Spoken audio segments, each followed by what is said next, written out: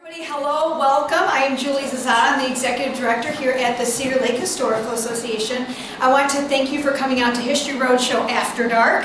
I've been very busy on the Sundays this month, so I appreciate you coming out on the most frigid Tuesday night in the universe to participate in our program. So thank you all for coming out. Tonight we're going to begin, I don't know if you've been watching any of the other video clips, with an explanation of what t-shirt I'm wearing, because that's how I always start these talks. So you may be wondering, why does Julie have a train on her t-shirt tonight? Is that the Mona? No, it's not the Mona. It's actually the CLHA number 7. This is a locomotive out at the Heston Steam Museum, and that is out in LaPorte, Indiana. And our colleagues from Heston are going to be coming out to Cedar Lake this summer to help us put on an amazing, incredible program that I want to be able to share it with you, but I can't just yet because I have a few more details I have to work out. But I will tell you the name, Steam Through History. I will tell you the dates, July 26th through the 29th, and I will tell you that I need all of you, because I need at least 50 volunteers to help me pull this program off, and I think you all are very good candidates to help me do that. We are going to be needing help with the hands-on history room and doing kids programs. I'm going to need help escorting guests from one program to another, reception desk greeters, tour guides, safety officers, attendants over in the cafe, runners on the grounds, a cleaning crew, all sorts of things. Or if you're too busy but you know how to cook or buy food, great, you can be on my catering team and you can drop food off for all these volunteers who are going to be running around helping us do Steam Through History. So that is why I'm wearing a picture of this steam engine tonight. So let's talk after the presentation if that's something that you think that you can help. You don't have to be here the whole week or anything. We'll have shifts and all of that, and I'm going to give you lots more details coming in the near future. But I want you to mark those dates, and even if you can't help volunteer, you have to come and participate. It's going to be an amazing week. You're going to love it. Now, once again, welcome to the 4th program in the History Roadshow. We are going to be talking tonight about Geraldine Shadoan Kortokrax. Did I pronounce your family last name correctly? Kortokrax? Okay.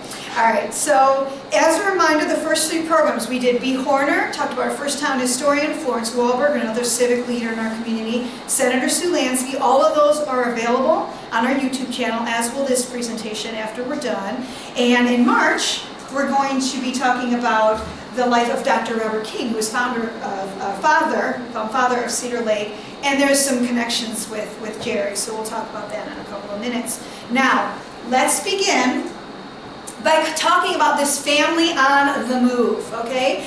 There are some different family genealogy notes that I was able to pull together. I'm going to be talking about a list of a lot of dates right now, so bear with me. It's not exactly exciting, not a lot of stories go with that, but I think it's important for you to understand Jerry's family and the background, huge family. So we're going to get started by talking about her parents. I found these pictures. I don't know if you as a family know about this. There's this family genealogy website that has amazing pictures of all of her siblings, and these are her parents. So Dad was Luther Dodson, nicknamed Dot Shadoan, born December 14th, 1888. Passed away at the age of 100 years old, July 7th of 1989. And Clarine Rowe Hayes, born February 7th of 1888. She passed away on February 28th of 1977. So Dot and Clarine were married June 29th, 1908 in Huntsville, Tennessee, down at the bottom map, and then they went to live in Ray, Colorado. Dot was a ranch hand, and they got started with that family right away. Some genealogy notes indicate that they had a miscarriage on December 21st of 1908. So even before they actually had their first son, that Clarence Wilbur that we all know. So 1909 they moved to Manhattan, Montana, all the way at the top of the map there to live. First son, Clarence Wilbur, was born when they were out there in April of 1910, and then he was joined by their daughter, Eva Bales. That was in June of 1911. In 1912, they became homesick, so they came back to Kentucky. In March of 1913, Mary Marshall was born, and then that year, they moved back to Manhattan, Montana. Daughter Lois Hayes joined the family August of 1914. And then a little side note here from the family genealogy. There's a note that in 1915, Dot received his draft notice, but he needed to gain a ½ pound. So he wasn't actually called to service, and he was never recalled after that. In February of 1916, William Owsley was born. Another side note, they had 5 kids by that point, so apparently in 1917 they bought a family car. It was a 1916 Dodge. Then in December of 1918, son Luther Donald was born. And we have conflicting information about when he passed away, but he did die as an infant. He either died at 8 weeks old on February 21st of 1919, or I have another note that says 2 years old, passed away at 2 years old from pneumonia. So not sure which one is accurate, but nonetheless, little Luther didn't actually make it past infancy. In 1919, both Eva and Wilbur had their tonsils removed on the kitchen table. How exciting is that, my friends? I really like that little note from this family history. Not something that we see very often nowadays. In 1920, they welcomed next son, Lawrence Darrell. He was followed by his stillborn daughter, June 8th of 1921. And then, Our Lady of the Evening, Geraldine Shadoan, joined the family on July 14th, 1923. Then, family moves back to Kentucky in 1924. In June of 1925, youngest son Richard Talbot was born. And then 1 year later, the family purchased a 180-acre farm in Oak Hill, Kentucky, right there north of Huntsville. And they lost that during the Depression. Then, youngest daughter Anna Bobbitt was born September of 1930. Now what we're going to be doing tonight is jumping back and forth between a couple of different articles that actually Geraldine was quoted in. So we have her words tonight to kind of share some of her family history with you, which is always my favorite part of these presentations. So in April of 2010, Geraldine was interviewed by Jeff Manis. It was an article in the Post-Tribune titled, "She Served Country and Community." So it's given me some really nice quotes to be able to share with you. The first of which is when she explains that Dad really loved farming. And he had heard that Benton County in Indiana was some of the best black dirt in the state. So the family moved to Boswell in Benton County, Indiana when Jerry was 6 years old. Let's see here. They arrived in Boswell, which again, well, on that other slide, it was just south of Cedar Lake. They arrived in Boswell in March of 1931, and Dot went to work at the Boswell Stockyards in 1932. After 25 years of marriage in 1923, I think they finally settled down, because I have no more notes about them moving anywhere else. So then they stayed put in Boswell. They bought their first home in Boswell in 1937, and let's see here. Oh no, hold on, let me go back. So in 1934, we just talked about this. The older boys went to the Civilian Conservation Corps, did I say that right? Which was part of the New Deal legislation, so they were out there doing work-study program, kind of? Is that how you explain it? And able to send funds back to the family. So that was in 1934. June of 1936, very busy year, both Eva and Lois got married that summer, actually. Then the Shadoans bought their first home in Boswell in 1937. In 1938, Larry, one of the older boys, went up to Hammond to work. And, side note, family dog Booty joined the mix in 1940. So that kind of rounds out the family there. These two pictures here, we have Jerry and, hold on, where's my note? Larry. So this is Jerry and Larry in Montana. That photograph was taken by older sister Eva. Guessing round about spring of 1924, since they ended up moving shortly after that. And then this other picture here, oldest is Lawrence, then Geraldine, Richard, and Anna. I'm guessing this was no later than the mid-30s based on how Anna's age. Don't know where that one was taken, but so there's a couple of the earliest pictures that we have from Jerry's childhood. So she graduated Boswell High School in 1941. This picture here that we have on the far left, Just Us Girls, it says on the back of it. So we have Eva, Mary, Lois, Geraldine, Mom Clarine, and then Anna. And then I'm guessing that this is Donald Wayne, because he was noted in that genealogy as the first grandchild, so, and that's Mary, and so I'm thinking that's who that one is. We have Geraldine from 1941, her senior year of high school, and very similar time frame as well. Forgot to get the date and the explanation on that one. And these pictures here at the bottom are of her older siblings, again from that family genealogy site that I had found. So we have Clarence on the left, followed by Eva, Clarence Wilbur, he goes by Wilbur in some of my notes here. Clarence Wilbur, and then Eva, Mary, Lois, William, and Lawrence. I could not find pictures of the younger siblings as adults, but you saw them on the previous slide. So Geraldine graduated Boswell High School in May of 1941. Same year, Larry and Bill were both married. She went to work as a stenographer for Biggs Pump and Supply Company in Lafayette. World War II was already well underway, and Wilbur had enlisted in the Army, and both Larry and Dick had enlisted in the Navy. So again, in that article by Jeff Mans, Jerry is explaining, I had 3 brothers in the service. The United States was having trouble fighting the war on 2 fronts. I heard a voice on the radio say, if the girls would do the desk jobs, we could get this war over sooner because it would free up a lot of the men to go into action. I asked my mother if it would be all right if I joined the Waves. I wanted to do my part. She didn't mind. I became a yeoman 3rd class U.S. Navy Reserve.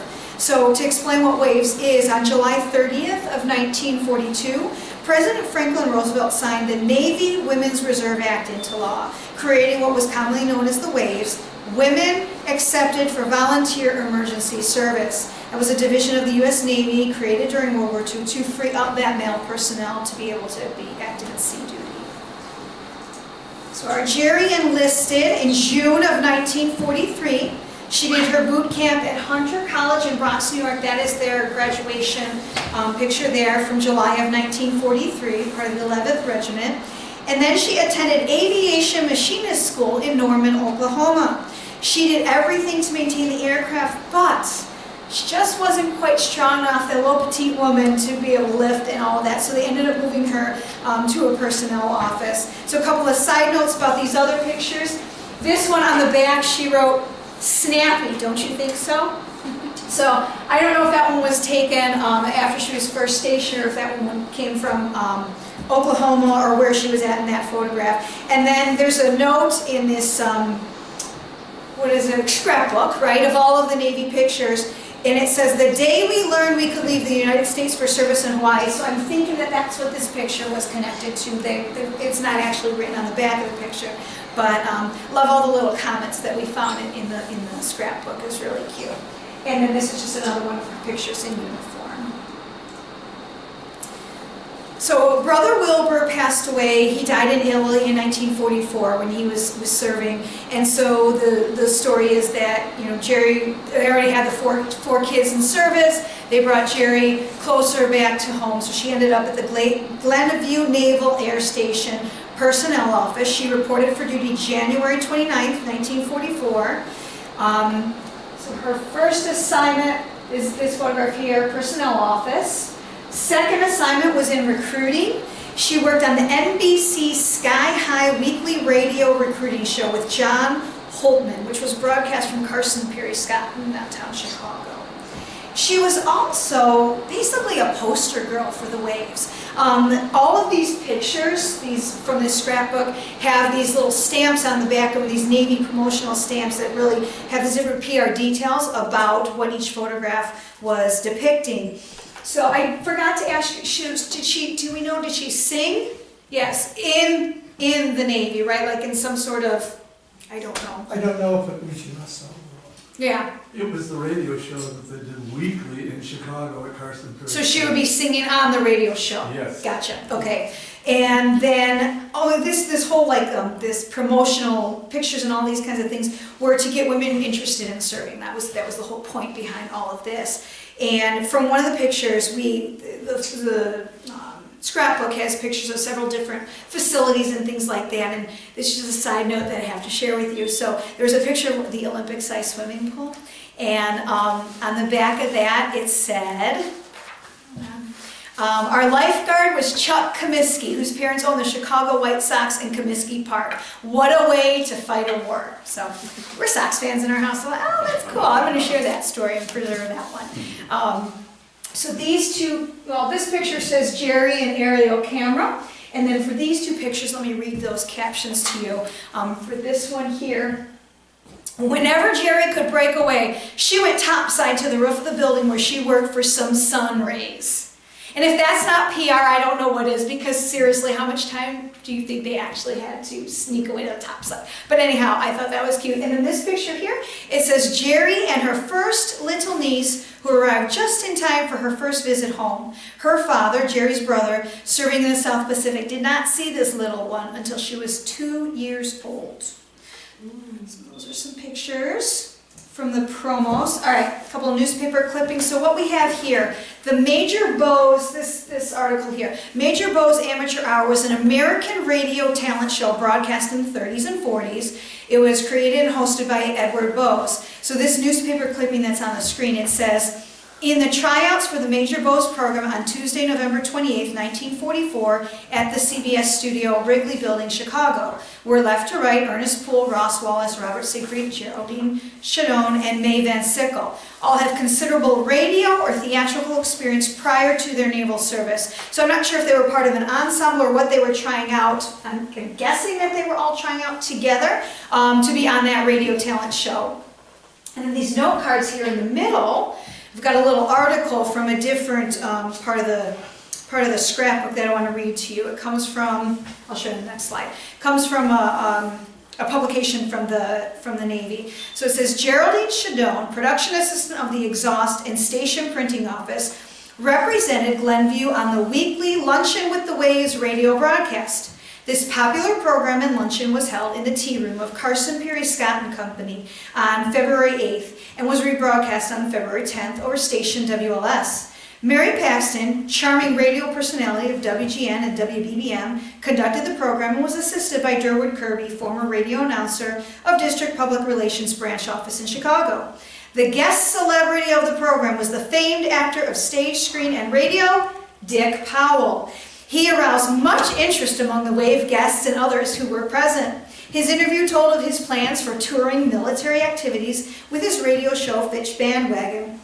He also highlighted his new movie, Murder My Sweet, and told how he got his start in his stage and screen career. It was a rare treat for the Waves, who expressed their approval as 4.0 of Dick Powell's appearance, congenial manner, and pleasantness. Wave Shadoan hails from Boswell, Indiana, and is the daughter of Mr. and Mrs. L.D. Shadoan of that city. She enlisted in the Naval Reserve in June of '43, completing her boot training at Bronx, New York, attended the Aviation Machinist School at Norman, Oklahoma, and reported to Glenview on January 29th. During the broadcast, Jerry told of her two brothers who are in the Navy and are serving overseas.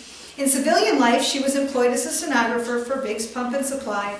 This program is aired weekly over a CBS network in the interest of Wave recruiting. At the close of the program, Dick Powell chose a hat from the rack, and the lucky owner received a lovely surprise gift package with the compliments of Carson Peary Scott and Company. Too bad it wasn't you, Jerry.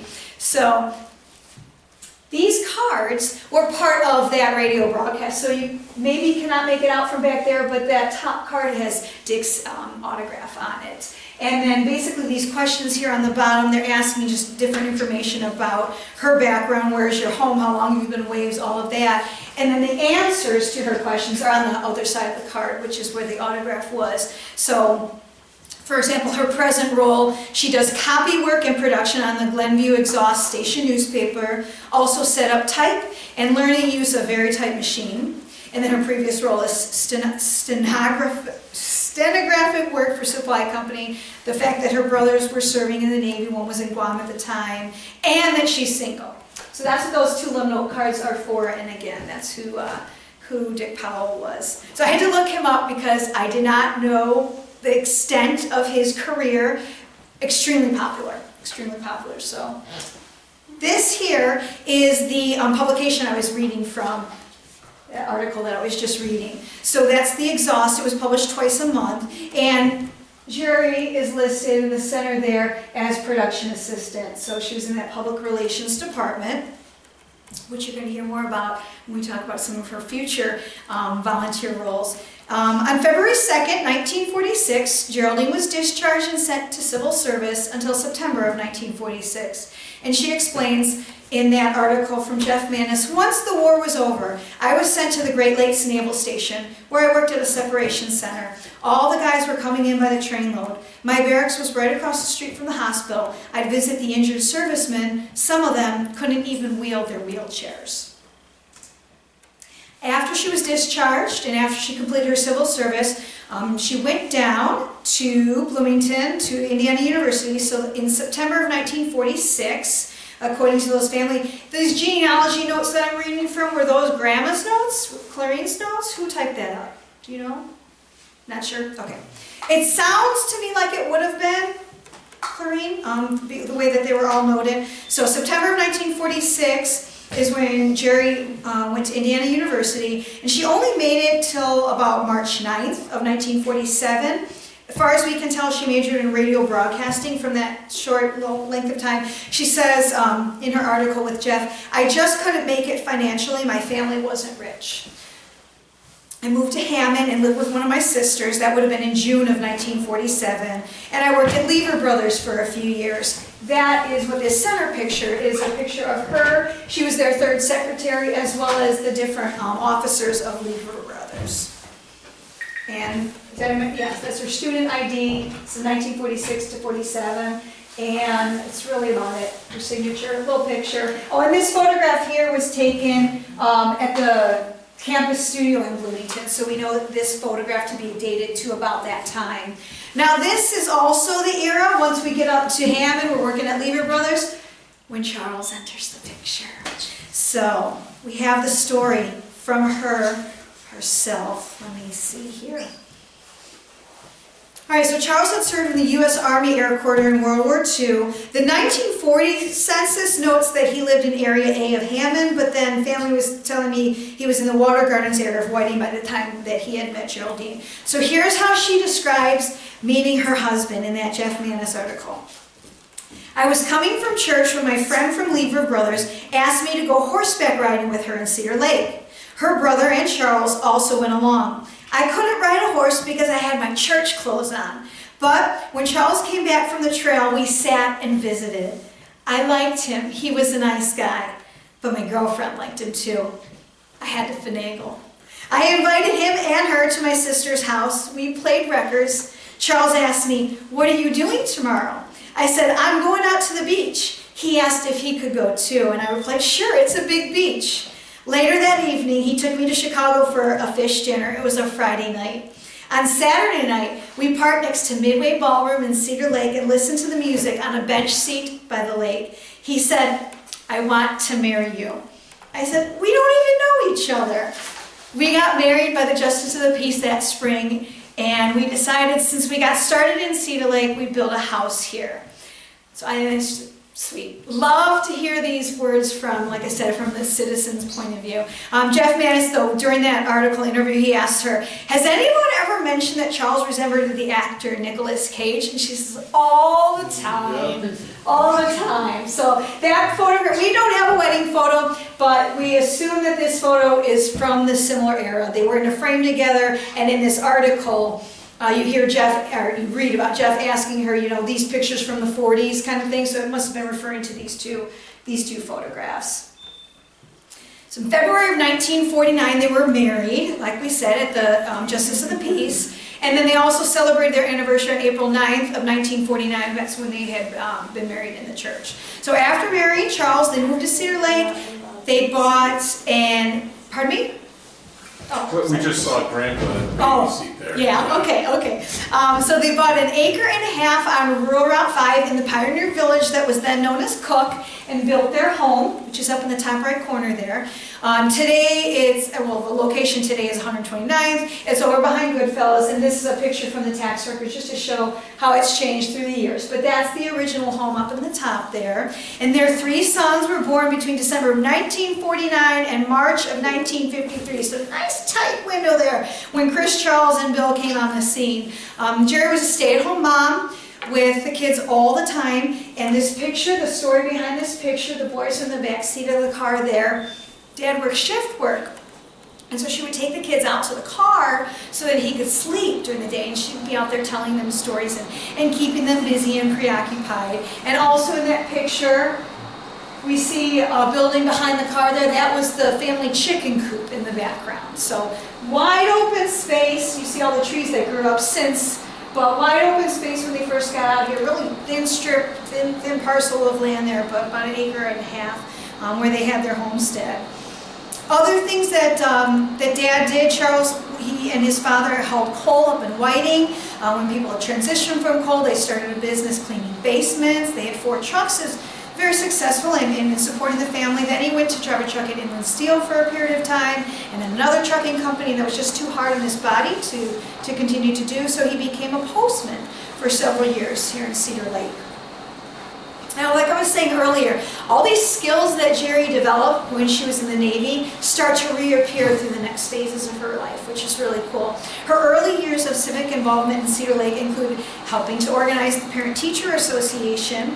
This particular article that you see up here on the screen, the caption reads, "Ready to purchase his ticket for fundraising roller skating party being sponsored by the Jane Ball School PTA of Hanover Township is Daley Hill, principal of Hanover Township Schools. The event will take place on Friday evening at the Cedar Lake roller rink at 7 o'clock. Final arrangements are made ready by the women shown with Mr. Hill, Mrs. William Laumer, VP of the PTA, Mrs. Charles Kortokrax, Publicity Chairman, and Mrs. Frank Kazor, General Chairman of the event." Jerry is also a correspondent for the Times and other newspapers. That's what that center picture is of. That particular article was Cedar Lake Community marks 128 years of postal service. And that was written on the dedication of the new post office, well, new, it's the one we go to now here in Cedar Lake, on September 27th of 1964, which, that's the top picture is of the post office. So she was a correspondent for the Times, and much to the chagrin of her son Charles in particular, she works as a substitute teacher in the Hanover Community School Corporation. So he shared with me that that was a very mortifying experience to have your mother be your substitute teacher. For those of us who homeschool, we're like, what's the big deal? But he says, no, it was very different. It was very different. She also loved to fish. Family vacations involved going up to her sister's cabin in Canada, always took a boat, the travel trailer. So I have no clue why we have a fish inside of the post office. That doesn't exactly connect with the family vacations, but showing just a little bit of Jerry's personality there. As a little side note, and again, as you can see up to this point, she really led a fascinating life. She had her hand in a lot of different things, but the reason that we chose her, not knowing any of this about her, was for all of her civic involvement in Cedar Lake. So we're going to transition and talk a little bit more about all the different politics and things like that she became involved in. Okay. See. Oh, back to that Manus article for 1 second. So she explains, "I was raised a Democrat. I voted for President Franklin D. Roosevelt, but I remember when Charlie and I voted in the Holy Name Catholic Church garage. I think it was the election between Thomas E. Dewey and Harry S. Truman. Afterward, Charlie said, 'You canceled out my vote by voting the Democratic ticket.' I told Charlie I was sorry and would vote Republican from that day on." So the couple did become very involved and very active in local politics.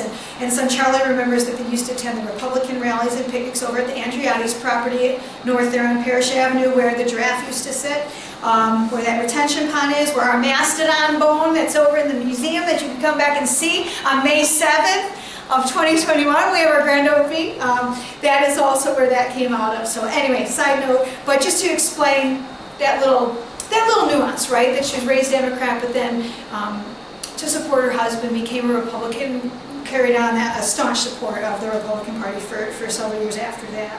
So again, from her Manus article, he asked her about the town's failed attempts to incorporate in 1914, 1933, and 1950, and she says, "It was quite a battle in the 60s too. Dr. Robert King, a local physician, was concerned because a lot of the area kids were getting sick. There was stuff running down the ditches, along the streets.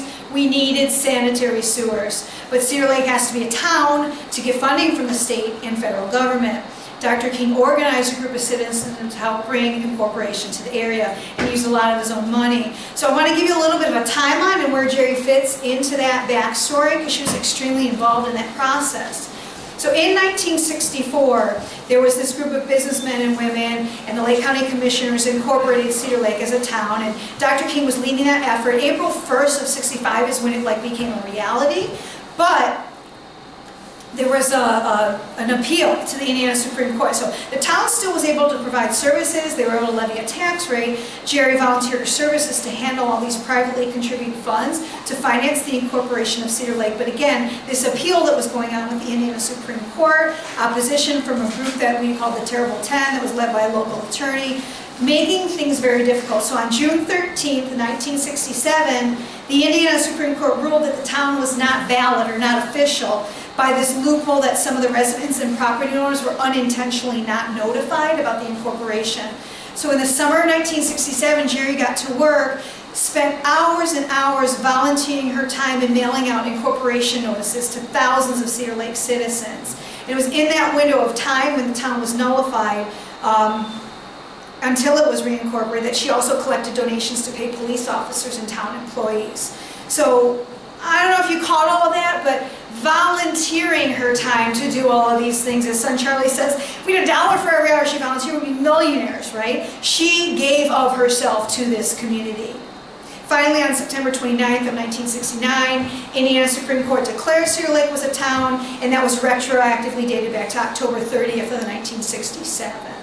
Now, going back to 67, that was when she was elected for the first time as clerk treasurer, which I assume would have been fall of 67. So in that position, that was updating budgets, record keeping, computerization, you know, all of those kinds of things to help get the town running, to help get it humming, as she said. Now, remember, the entire incorporation had been mounted in the first place to take care of citizens' health and the lake pollution problems that we were having. So that's what this picture on the left, this newspaper article, is referring to. In September of 1971, the town made a huge victory when Congressman Earl Langreid announced at a conference held at the Cedar Lake Town Hall that a $1 million grant and $1 million loan were approved to be put toward the $6.4 million sewer system project. And he had asked Jerry, who was clerk treasurer at the time, to read the official notification of this approval. And the congressman also assured Kortokrax and the rest of the town council that with the construction of the sewer system, those improvements were going to draw more people and manufacturing to Cedar Lake. Can you imagine the pride, right, that she felt by the time that finally came around? Those other pictures are also just from her time in service to the town working as clerk treasurer. It was time for re-election, November 2nd of 1971. So what we have up here is probably the highlight of this entire presentation because this encapsulates who this woman was. And the first thing I want to point out to you, on that little card, there are several of these, I did several different copies, but the one that I chose to put in here, where it says, please re-elect Geraldine Kortokrax, handwritten in there, right? And the back of that card, so this is her little election card that she would give out, 10 Commandments of Human Relations. She wrote these. And I'm going to read them again for the video for you guys so you can hear them. So speak to people. There is nothing as nice as a cheerful word of greeting. Smile at people. It takes 72 muscles to frown and only 14 to smile. Call people by name. The sweetest music to many ears is the sound of one's own name. Be friendly and helpful. If you would have friends, be friendly. Be cordial. Speak and act as though everything you do is a genuine pleasure. Have a genuine interest in people. Be generous with praise and cautious with criticism. Be considerate of the feelings of others. There are 3 sides to a controversy: yours, the other side, and the right one. Be thoughtful of the opinions of others. Be alert to give service. What counts most in life is what we do for others. And then the summary says, it's nice to be important, but it's more important to be nice. So granddaughter Carrie concurs. This really encompasses not only who she was as a person, but who she was as a public servant. And Charlie and I talked about how, just imagine if all of our politicians lived by these commandments of human relations that Jerry wrote. So in that center photograph there, that is a picture from August of 1971. Both she and Edwin Moody were honored at the luncheon of the newly formed Cedar Lake Chamber of Commerce. They were awarded lifetime memberships in the chamber, And you're not going to be surprised when you hear she was nominated for her direction and assistant in organizing the new Chamber of Commerce and cited for her volunteer services performed in handling the privately contributed funds to finance the incorporation of the town. She had spent, as I told you, the summer of 1967 directing the mailing of all those notices, the hearing of incorporation to thousands of residents and property owners. And that move, that act, was considered a vital step towards the incorporation of Cedar Lake. Now, I've talked about this little magazine a lot in these presentations. Steel Shavings is a magazine that's devoted to life in the Calumet region. This particular issue from 1997, volume 26, is about the history of Cedar Lake. And this is a compilation of interviews of Cedar Lake citizens. So this is another source where we actually get to hear Jerry, in her own words, explain some of her experiences. So this is about town governance in general. It was quite a change from being unincorporated to having a government and departments that serve the community, such as the street department. One of its first activities was putting up street lights. Most everyone paid for their own street lights at the time. I started working for the town in 1966 and was first elected clerk-treasurer in 1967. Shortly after we incorporated, I put an informational booklet together because I saw there was a need for newcomers to know a little bit more about our area. I included all of the churches, service organizations and clubs, and a little map of how to find things. I told about the schools and what newspapers we had. Many people were curious about what their new town and how it would change their lives. They were curious about what was going to happen. What would it cost? When will it be done? I was being asked many questions over and over, so I decided to write 50 of them down and compose answers with the help of the engineer and fiscal agent and the town board. The local branch of the Lowell National Bank agreed to pay for and distribute my booklet. People could also pick them up at the town hall. When we started out, the only bills I had to pay were the salaries of town board members, plus NIPSCO, the telephone bill, and the rent. Then we hired a town marshal and graduated to a full-fledged police department. So that's the cover of the book. I have a copy of the booklet here, so if any of you have never seen this before, it says in the foreword, "This booklet has been prepared by Geraldine Kortokrax, Clerk Treasurer, as a community service. It is dedicated to the principles of self-government established in the Constitution of the United States. May its purpose be to stimulate a more active participation of local citizens in their town government." She melts my heart. I love hearing her, reading her writing. And then all of this is like written practically in first person because she's like talking about and answering these questions. So it's a really neat little publication. It also has a brief history of the town of Cedar Lake, which is great that she wrote up.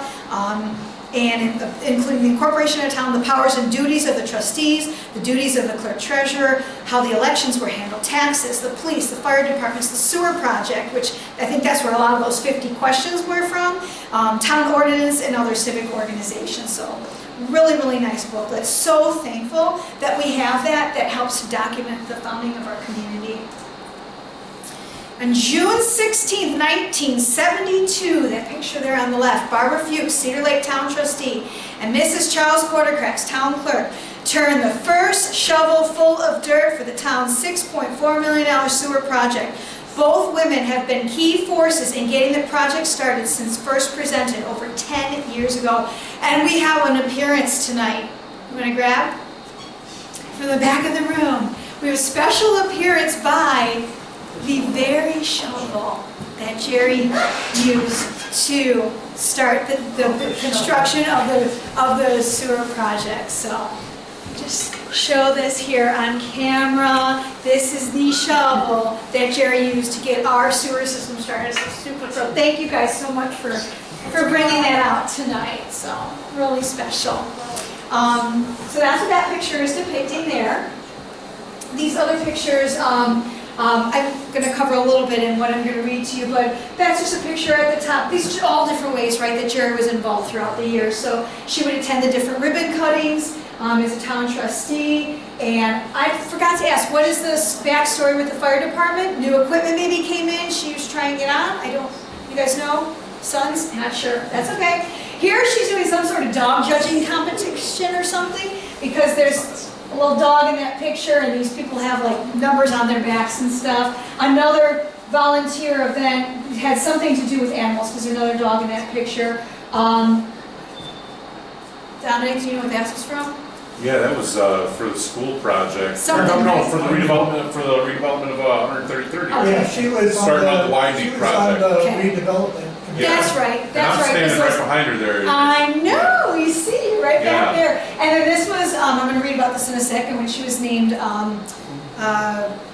Women of the Year or something. So let me get to that in 1 second here. So there was a little bit of controversy towards the end of her first 10-year term as clerk treasurer. And so in the interest of really, giving an accurate depiction of history, we want to touch upon that. There was, related to the financing of the town sewer project, some of the Cedar Lake citizens who were opposed to installing and financing that town sewer system really focused some harsh criticism on Jerry. And she and her office were involved in the financial paperwork, of course, of this entire project, including those federal applications, the grants, the loans, the work contracts, working on all this stuff since 1972. And she was assisted, if you remember last month, we talked about Senator Sue Lansky. That was her deputy clerk treasurer. So Sue helped her with that process. But these critics were alleging that she was maintaining 2 sets of books for the construction of the sewer system. And she was subjected to some really just abusive language. She really suffered having her integrity questioned by a few ill-mannered citizens, as one of these editorials noted. However, those who knew her well knew her as a very conscientious employee with the town as her focus. Because that same editorial is noting that if the newspaper ever had, or a citizen for that matter, ever had any questions about the sewer project, her office was always open, providing information. I mean, we have the book right here from 1972 to prove that as well. I mean, her job, after all, was to carry out the direction of the town council. That was her job. That was her role. She was nominated without opposition in the spring of '75 to run again for Cedar Lake clerk treasurer, but she withdrew from that race on July 26. So on the occasion of ending her 10-year career in January of '76, she admitted it was an emotionally trying year, and she would not have wanted to continue under those same circumstances. One of her last duties was turning over the town records of the sewer project to the IRS. They had a subpoena from the district court in Hammond, and she said she approved of the IRS investigation, believing that a full investigation would show that there was no impropriety involving contracts or the work done for the sewer installations. So a little bit of a bittersweet way to end your career, at least in that first stint, after you had done so much. But how about this, guys? The woman who had been told she couldn't meet the requirements of lifting back in aviation machinist school had just spent 10 years doing some of the most heavy lifting to bring this community to life, to really get us operating under municipal standards. I mean, she ran the police radio at one point, mailed those incorporation lists that we talked about, administered the budget. She even swept the floors. She was committed to this town, and she got it up and running and humming, as she said in one of these articles. But now it's time to return home to family. There are other things I need to think about besides raising the town. I have my grandchildren too. And she explained that she had no immediate plans, just to relax and get the controversy out of her mind. So in 1976, after his 17 years as a mail carrier and her countless hours invested in town mayors, Charles and Geraldine sold the family home that they had built, and they went up to Wisconsin for about a year and a half. Son Charlie had said that his dad always wanted to have a dairy farm, so that's where they were headed up there. Unfortunately, the economy in the 1970s didn't really make that dream feasible, and fortunately for us, they found their way back to Cedar Lake. One of my notes from our historian's research, it says, Geraldine returned to Cedar Lake. Her friends pleaded with her to move back when she would come visit, and so eventually got, come back, get involved, and help keep this town going. And she did. As soon as she got back to Cedar Lake, the love for the community was resurrected. So upon their return, she resumed her service to the town and the community. In 1984, she was elected to the Cedar Lake Town Council, unanimously chosen as Cedar Lake Town Council President in '87, and by 1988, she was elected once again as clerk treasurer. So if that does not tell you about her personality and about her character and about her integrity, right? That the citizens of the community brought her back once again to help them. October 12th of 1995, that's where that picture comes from. That is when she was presented with Woman of the Year Award by the Cedar Lake Business and Professional Women for her dedication to the town of Cedar Lake. And an interesting side note, right about that same time, she was honored with a $5,000 Hometown Leadership Award by the Walmart Corporation after being chosen in a nationwide search for local officials who have a positive influence on their community. So then she chose a community project to spend that money on, and she was one of the 250 people honored in such a way in 1995. And that award was co-sponsored by the National Association of Towns and Townships. A couple more random pictures that I wanted to share that didn't quite fit into the other slides, but that would have been probably one of her later clerk treasurer re-election pieces of, I don't want to say propaganda, that's not the word I mean, but you understand what I'm saying. And then over here, as clerk treasurer, she officiated a lot of weddings. So this one was on the museum porch, so you know I had to slip this picture in. But she would also do them in the town hall and in people's private residences and things like that. So that was another little side of her service to the community, was joining people together in marriage. So on September 15th of 2003, Geraldine, husband of 54 years, passed away. And after Charles's passing, she still kept busy as a promoter of the town by supporting the various civic organizations. She was a member of Cedar Lake Redevelopment Commission, as we saw in that last photograph, Kiwanis Club, the Board of Governors of the Cedar Lake Boys and Girls Club. She was a member of the American Legion Post 261, Community Bible Church. She also encouraged the construction of the gazebo that we have out here on the town grounds to honor military veterans. And during her retirement years, she lived at her home on Parish Avenue, which was close to her son Charles, and later at the Wittenberg Village Senior Living Community Center in Crown Point until her passing on October 25th of 2015. Her son shared how to the very end she remembered the Navy song. I forgot to get the lyrics. I was trying to find a clip of it to play, but I only could find instrumentals, and I wanted the lyrics to be able to play. But yeah, I know. She sang it all the time. Yeah. And so now she is in her place of eternal rest at the German Methodist Episcopal Cemetery south of Cedar Lake on 41. So these pictures here, picture of Jerry and Charles at one of the many dinners that she attended through the years. I am not sure what occasion this picture came from. Definitely came after that one, before that one, which that was their 50th anniversary with sons. So I know Charles is here, but this is William, and then this is Chris. Okay, all right. And then here's a picture of her at a Boy Scout meeting. We had said perhaps given some town history or something. This is actually over the Brunswick Schoolhouse, which is out on County Mid Avenue. And then, so who is this? One of the grandchildren? Oh, we don't know. Okay, I'm sorry. I thought that was one of the grandchildren. So anyway, just another way, like I said, how she was getting involved in the community. So yes, Jerry is gone, but clearly her legacy lives on in Cedar Lake in many respects. The town is currently expanding with all sorts of new subdivisions and businesses being built, and to continue growing, each home and every business has to hook up into that sewer system that she helped to get going for us. Without that, we wouldn't be able to have the community that we do have. And our lake, right? The quality of our lake, thanks to getting all of that going in her persistence and perseverance. And without the services like the garbage pickup, the police department, the water, and all of that she got going for our municipal community here, life just wouldn't be the same. So, citizens are still complaining about taxes and whatnot, but that's going to be eternal. But again, thanks to her hard work, we're where we are today. One of the most important elements is to have great pride in your community, and Jerry had that in spades. The other founders, together with her, really strove to give us an amazing community to raise our families in. So I want to conclude by sharing just a couple of memorials that I found that were connected to her obituary. Let's see here. I don't have it on this slide. Okay. Someone had said, I didn't catch the names of these, I loved her storytelling and her love for the family. Jerry was a very special lady. I enjoyed talking with her. She told me a lot about the history of Cedar Lake. God rest her. I think that one came from one of the women who was with her at the retirement home. I think is where that quote came from. Here's another one by Elaine Anderson, which I think Elaine was her assistant, right? Maybe deputy clerk treasurer.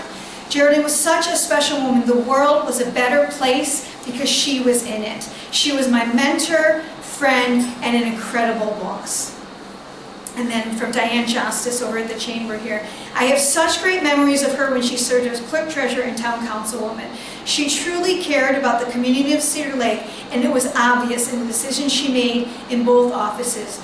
Jerry did not rely on others to get a job done. She got right in with both hands and showed them how to do it.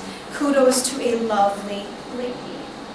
So we're going to let Diane be the final person there to share those memories of Jerry. So I want to thank you all for coming out tonight. Like I said, the next program is going to be at the end of March where we talk about Dr. King. And guess who's probably going to be making a cameo in that biography?